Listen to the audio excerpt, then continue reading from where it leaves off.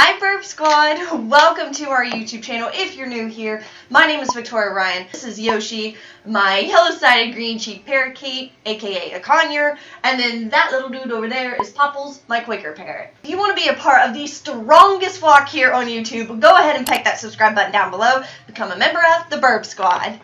Oh my gosh, okay, so in today's video, we are going to be talking about a touchy subject. I really got to thinking, I was like, you know what, I've been wanting to make this video for quite some time, but I wanted to make sure that it was solid, and I wanted to make sure that it actually works for my birds. And I've been testing this little process for a while now, and it works wonderful for my birds. I want to help you guys figure out a good, solid plan to discipline your birds. And I know that this is a touchy subject, but I feel like disciplining your bird, for one, is keeping your bird safe. 2, stopping the behavioral issues before they get out of hand. And 3, enriching their lives. Birds need to keep their mind active. They need tasks. They need to stay busy, to stay healthy, to stay happy. If they don't have structure and rules, they're going to do whatever they want. They're going to get themselves in trouble, which ultimately goes back to my first issue, safety. So I'm going to give you guys my discipline plan for a green cheek conure and also talk about what worked and what didn't work for us. So let's just fly on into the video. Woo! Okay, hold on. Let me begin by saying that the discipline plan that I have for Yoshi is different from Popples. This plan specifically is tailored for a more fearful bird and a more timid bird. And I do not recommend disciplining a parrot if you have not established trust and a bond with your bird. Which leads me to step number 1, establish trust and a bond with your bird. You can find out how I did that with Yoshi right up here. Step number 2. You are the authority. I see all the time people projecting human emotions into animals, specifically, in our case, birds. It's great that you care. It's awesome that you're so passionate. But they're not humans. We have to speak their language. And if we let them fly around the house naked and wild with no rules, no structure, they will not respect you. Well, heck, why would they? They don't have to. They get to do what they want, do as they please already, so there's no need to respect you. They don't just wake up one day, hanging out on your shoulder, taking a doo-doo on your favorite cashmere sweater and go, you know what? I'm going to listen to her. I'm going to have respect for her. She all right. You have to establish authority if you want to be the authority. One way to practice this is you be the one to let them come out of their cage every morning. You don't just open the door and just say, Free Willy, there you go. If you do this, you're already establishing it in their mind that they decide when they get to come out, what they get to do. It's all their decision. Have a treat in your hand, and you can hold it like this, so it's kind of covered, but also seen. Let them step up on your arm, your finger, your perch, whatever you are comfortable with, and you take them out of the cage. Let them exercise, eat, play, just whatever. Carry on with your morning routine. Then when you need to go do laundry or work in the garage a little bit or finish your homework, put them back in their cage, let them play with their toys, let them take a little break, you do your thing. Even if you don't mind them hanging out with you while you're doing any of these things, or heck, even if you enjoy them hanging out with you during these times, that's not the point. The point here is exercising your authority. And maybe after a week or so, you can start incorporating them into your daily task and have them hanging out with you. But for now, we need to establish authority. So you got to be a little strict in the beginning and let them know who is in charge. So after you finish your task, whatever you're doing,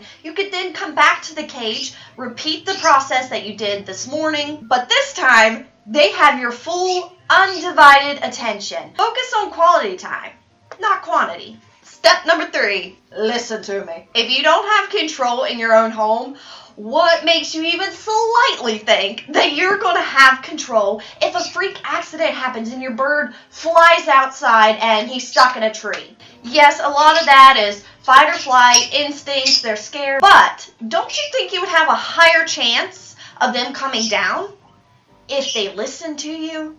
Trust equals respect, respect equals trust. And if you ever want to free flight your birds, free flying takes immense amount of trust and respect between you and your bird. And if you don't have that, you can never give them their right to free fly.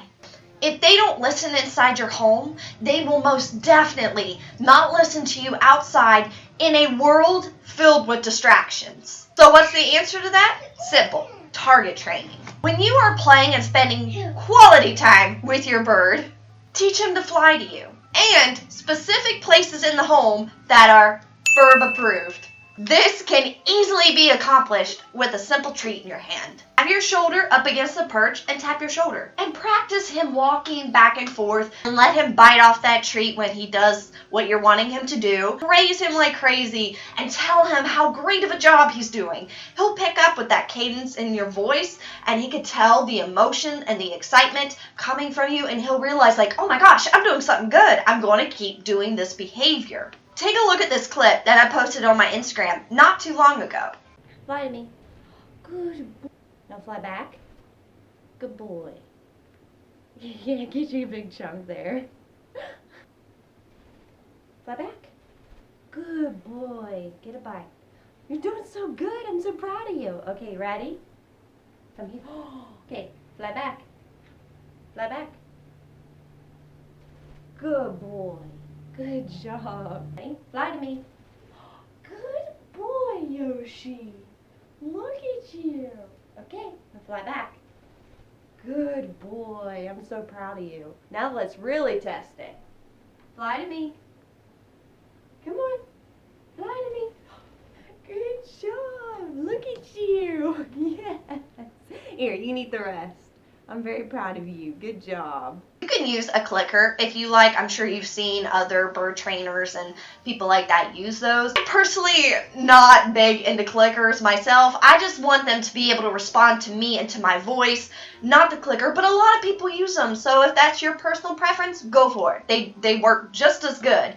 But just my personal preference, I just use my treat and my voice and it works out great. Simple training such as this will make a huge impact. You would be shocked of just how much your bird will start to respect you, start to listen to you by just spending quality time and training him. Combining this with practicing your authority, you're golden. Step number 4, get off my dang lamps. Yoshi loves landing on things that he should not be landing on. He does. He's destructive, he's messy, and he can potentially get hurt. Yes, we all know that birds are messy, but if you're a beginner and you're just looking into your bird, like I once did, you will read that birds are messy. But at the time, I just kind of shrugged it off like, yeah, birds are messy. We know. I grew up with a ton of animals. I know animals in general are messy. So it's kind of a duh. Birds are a conveyor belt of constant doo-doo. Of course, you don't want that all over your really nice house decor, and you don't have to settle. Have 3 or 4 birb-approved locations throughout your home. Every 10 or 15 minutes when you're first starting on training him, take him to a specific location.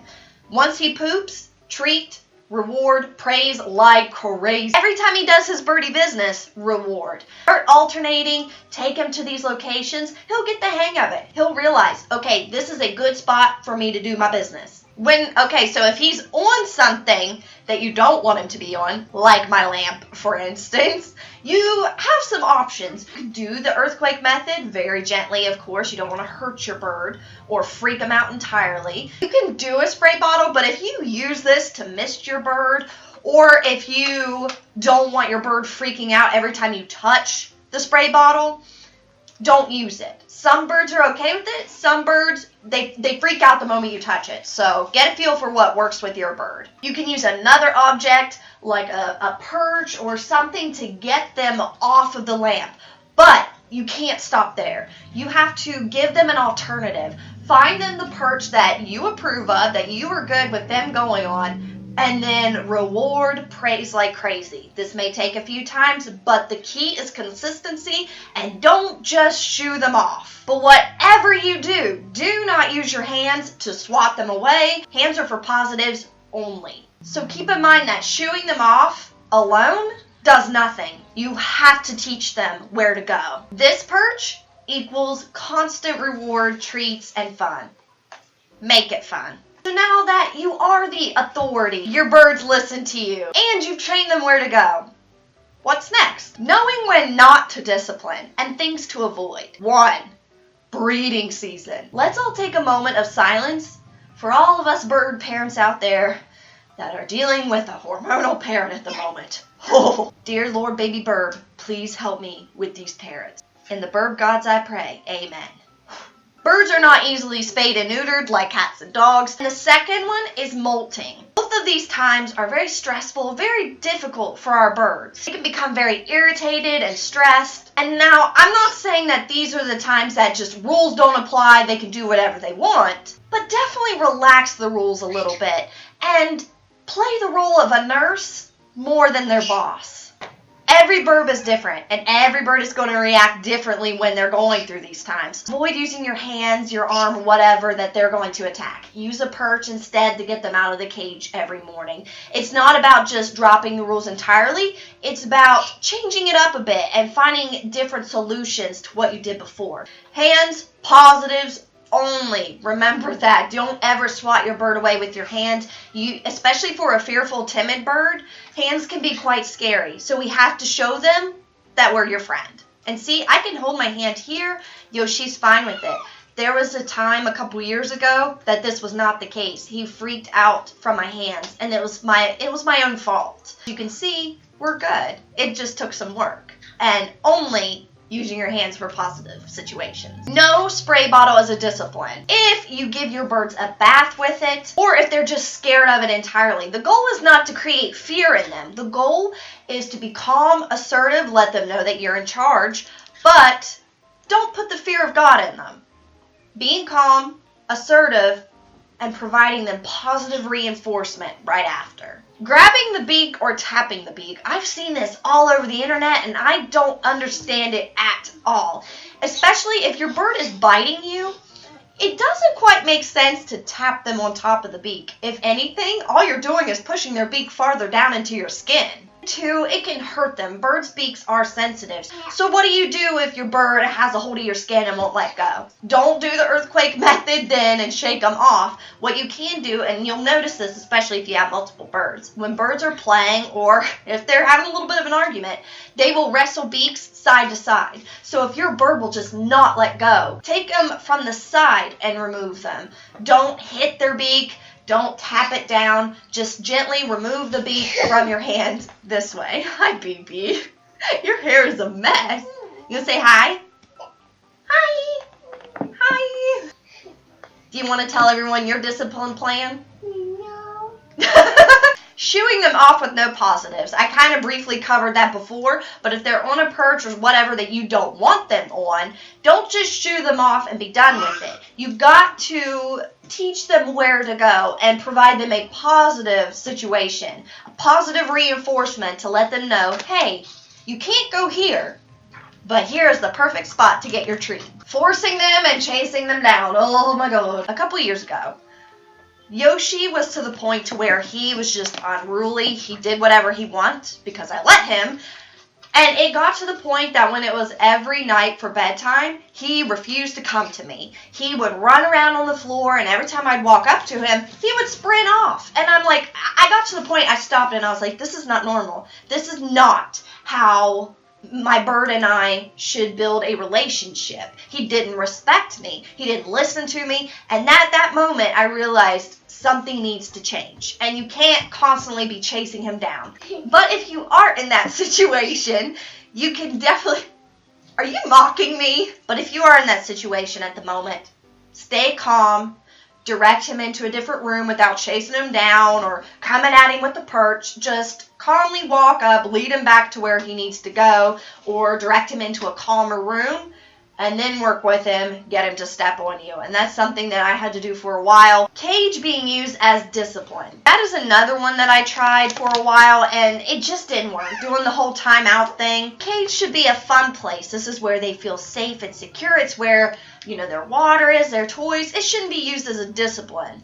Now, what I do recommend with the cage is knowing when your bird's had enough. If you two have been playing for a while, hey dude, and you notice that your bird is being a little bit of a jerk. He's biting. He may not be listening to what you say. he may need a break. But I wouldn't use this as a negative situation. And I wouldn't instantly take him to the cage. He's already associating, okay, I'm mad, I'm frustrated, I want to go back to my home. So the way to get there is to be mean to her. And you don't want that. You don't want him to get into this routine that when he's done with you, he's just going to be rude and mean to you. You don't want that negative situation happening. So once you recognize that your bird is needing a break, and so are you, don't take him to the cage yet. What you need to do is give him a task. Something as simple as providing a task for him, like stepping up on your finger. If he does it without biting and he does it respectfully, and if he does it without biting and is very calm with it, then you reward him, treat him, praise him, then you take him back to the cage. It's all about positive reinforcement and not giving him what he wants in a negative situation. And that is my version of a timeout. So this way it gives him a break, but it didn't end negatively. It didn't end on bad terms. You guys are good, you're taking a break, get your emotions in check and get calmed down, because it is frustrating when your bird bites you, and it's hard not to take it personal. So it's a good time to just chillax, get a juice box, and just chill. And my husband made a great point not too long ago, and what happened was he came home from work, and I was furious with Emery. It was one of those days, if you guys have had any experience with a toddler, you know how that goes. Everything that I tried to work with her on just wasn't working, it wasn't clicking, and she screamed and cried and whined, and it was just one of those days that everything was going wrong. And when my husband came home from work, I was just sitting there, I was like, you know what, some days I just want to give up. And, are you wanting on my head? It got to the point, I was sitting beside my husband, I was like, you know what, there's just some days I just want to give up. Like, here, take your dang iPad, have it all day. Here's a big bowl of ice cream, some chips, some Mountain Dew. Have at it. I was just so furious. And he made a great point that also applies here with your birds. It is easy to be a parent, but it is very difficult to be a good one. And that applies to these dudes too, huh? It's very easy to be a bird parent, but it's very difficult to be a good one. So I want to leave you with that little tidbit. Whenever you're frustrated and you're overwhelmed and you don't know what to do, nothing's working, take a break and realize what you're doing is helping your bird, and it may take some time, but you're going to get there. If this little plan doesn't really fit your bird entirely, take bits and pieces of it, grow and build your own plan for your bird, because every bird is different. Keep in mind, no matter what plan that you choose, you've got to gain respect from your animal, and you have to teach them that you are the authority figure. It's not about putting the fear of God in them. It is not about being a controlling monster. It's keeping them safe. This is providing structure, a routine, and positive reinforcement in your bird's life so you can keep them safe. Let me know in the comments below, what is your discipline plan for your birds? Because mine's not going to fit everyone, so I definitely want to read your guys' input so it can definitely help other people out as well. Okay, Birbs, so that is it from us today. I hope you enjoyed this video, and don't forget to peck that subscribe button down below to become a member of the Birb Squad. If you guys want to chirp at me at my social media accounts, you can find me on Instagram and Twitter, both at Victoria Ryann. Thank you, Birbs, so much, and I will see you all in my next video. Bye, Birb Squad!